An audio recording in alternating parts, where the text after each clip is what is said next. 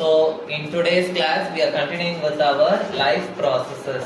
Okay, in the previous class we stopped with autotrophic nutrition. In that we studied about photosynthesis. Okay, so today we are going to study about heterotrophic nutrition. Heterotrophic nutrition. So what is this heterotrophic nutrition that we are going to study now? Okay, so heterotrophic nutrition. Autotrophic nutrition means what? The organisms will prepare their own food. Yes or no? So heterotrophic nutrition means the organisms will depend on other sources of food. Okay, so already we have studied that. So heterotrophic nutrition, it is seen in the organisms called heterotrophs. Heterotrophs means what? They cannot obtain their own food. They cannot obtain their own food. Okay. So what they will do? They obtain food from other sources. They obtain food from plants or other animals. Plants or other animals. So this is called as heterotrophic nutrition. So this heterotrophic nutrition, it is of three types. Okay. So the first one is saprophytic nutrition. The second one is parasitic nutrition, and the third one is holozoic nutrition. So heterotrophic nutrition, it is of three types: saprophytic, parasitic and holozoic nutrition. So what is this saprophytic nutrition? Saprophytic nutrition, it is coming under heterotrophic. Heterotrophic means what? They will depend upon other plants or animals for food. Saprophytic nutrition means the organism will depend upon dead and decaying matter. Okay, so the organisms depend on dead bodies. Okay, dead and decaying matter for their food. Dead and decaying matter for their food. Okay, so those type of organisms are called as saprophytes, and the type of nutrition is called as saprophytic nutrition. Okay, so they will depend on dead organisms or decaying organisms. So example, fungi is an example for saprophyte. So what is saprophytic nutrition? The organisms depend on dead or decaying matter for the food.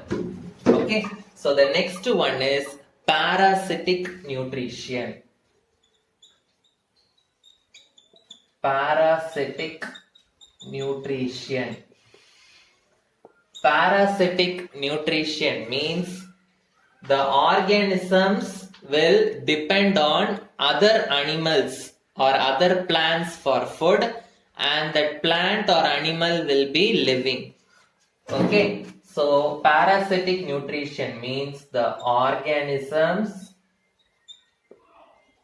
depend on. Saprophytic means what? They depend on the dead or decaying animals. Okay, so they depend on dead or decaying matter. Parasitic means they depend on the food from other organisms. They depend on food from other organisms. Okay, so they will be depending upon the food from other organisms. At the same time, they will be living in that organism. Okay, they live in the organisms. They live in the organisms from which they obtain food. From which they obtain food. Okay. So for example, the worms which are present inside our stomach. Okay. So the worms which are present inside our stomach, they are living inside our stomach. Yes or no? But they will not harm us. But whatever food we are eating, that food they will also make use of that food. Okay. So they live in the organisms from which they obtain food, but they do not harm the organisms. They do not harm the organism. Okay. So for example, the worms which are present in the food or the lice which lives in our head. Yes or no? So it will live in our head. At the same time, what is the food it takes? It takes our blood as food. Okay. So example will be lice and the worms in our stomach. Okay. So those are all example for parasitic organisms. Okay. So they will live in our body. They will not harm our body, but they will obtain the food from our body. Okay. So the third type of nutrition is holozoic nutrition. Holozoic nutrition. Holozoic nutrition means they depend on the complex food matter for their food. Okay. So they depend on complex matter for their food. They depend on complex matter for their food. What do you mean by complex matter? Example for holozoic nutrition is our human beings. Okay. So we will eat plants, we will eat other animals. Yes or no? Many things we will eat. Okay. So we will depend on many complex things for our food, for gaining our nutrition. So they are called as, we are called as holozoic animals, or those type of nutritions are called as holozoic nutrition. So example is animals, under that human beings mostly, okay, come under holozoic nutrition. In this chapter we will be studying about holozoic nutrition in detail. We will be studying about holozoic nutrition in detail. Okay, so the holozoic animals, they are divided into three types. One is carnivores. Next one is herbivores. The third one is omnivores. Carnivores, herbivores and omnivores. Okay. So what do you mean by herbivores first? You know what is herbivorous animals. Herbivores means they will feed only on plants for their food. So they obtain nutrition from the food. Obtain nutrition or food from the plants. They are called as herbivores. Example, deer, goat, cow, etc. They are all herbivores. Carnivores means what? They obtain nutrition from other animals. They will kill other animals and they will eat them. Okay, so they obtain nutrition from other animals. Okay, so example, you can write your lion, tiger, etc. Okay, so omnivores means our human beings. We will eat plants also, we will eat animals also. Yes or no? So we can obtain nutrition from both plants and animals. From plants and animals both. Okay, so they are called as omnivores. Example, human beings. We can obtain nutrition from both plants and animals. Okay. So types of holozoic animals: carnivores, herbivores, omnivores we have studied. So now what are the steps in the holozoic nutrition that we are going to study? The steps in holozoic nutrition. Okay. The first one is ingestion. Okay.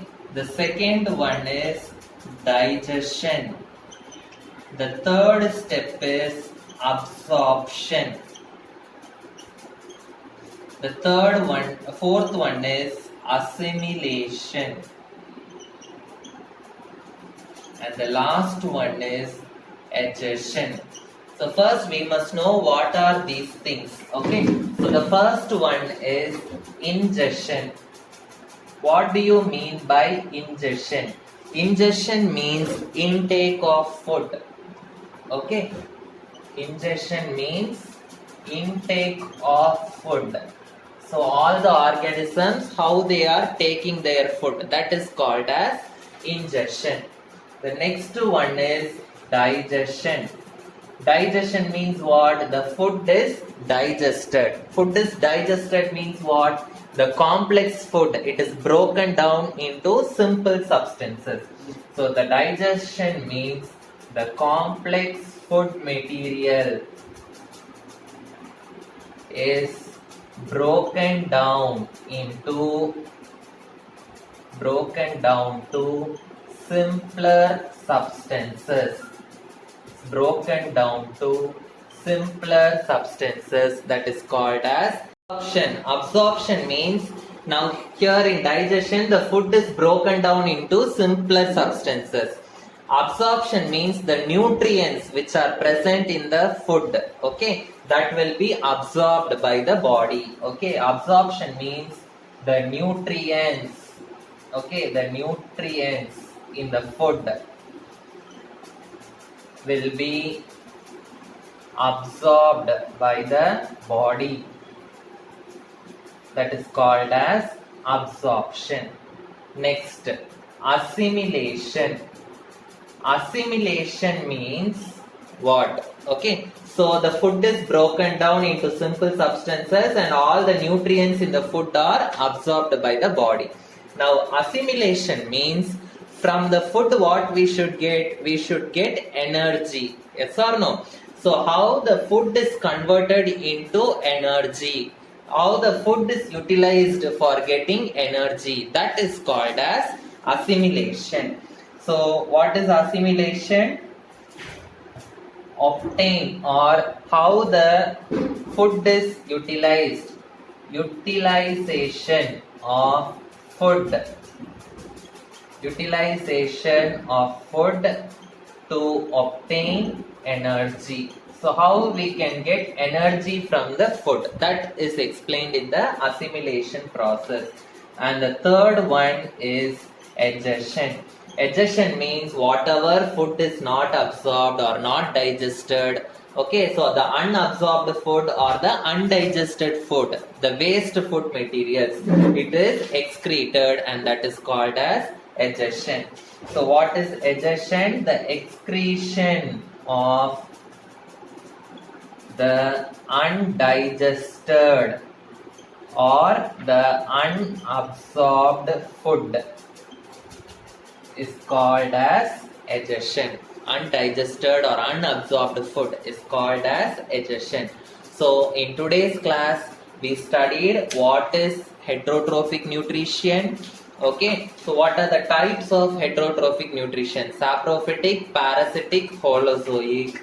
And what is holozoic, and what are the animals that comes under holozoic, and what are the 5 types what are the 5 steps in holozoic nutrition.